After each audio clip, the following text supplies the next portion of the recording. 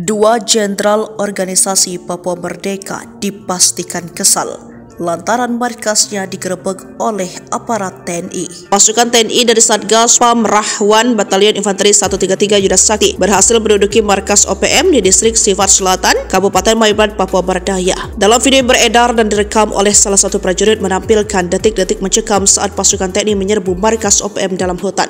Saat terjadi kontak senjata, salah seorang anggota OPM terkena tembakan tetapi ia berhasil melarikan diri, dan Satgas Pamrahwan Yonif 133 Yudasakti Letkol Infanteri Andika Gedesakti mengatakan kejadian baku tembak berawal saat pasukan TNI sedang berpatroli mengamankan di wilayah hutan dan menemukan markas OPM. Kemudian saat akan melakukan penyergapan, tiba-tiba prajurit diadang 4 anggota OPM. Mereka membawa 3 pucuk senjata api laras panjang dan menembak ke arah pasukan TNI. Dalam kontak tembak itu, satu anggota OPM terkena tembak dan langsung dibawa kabur oleh rekan-rekannya. Dalam operasi ini kami berhasil menduduki markas OPM pimpinan Cemfatem dan Hilaski, kata Andika yang juga dikenal sebagai Letkol Petri itu. Tanya itu, aparat juga menyita berbagai barang di markas tersebut, antara lain 1 pucuk senpi rakitan, amunisi, buah magazin, bendera bintang kejora, 2 buah solar cell, 2 buah HP, 1 buah HT, berbagai macam dokumen kwitansi, beberapa lembar cibat, belasan busur dan anak panah, bahan makanan serta berbagai macam atribut OPM.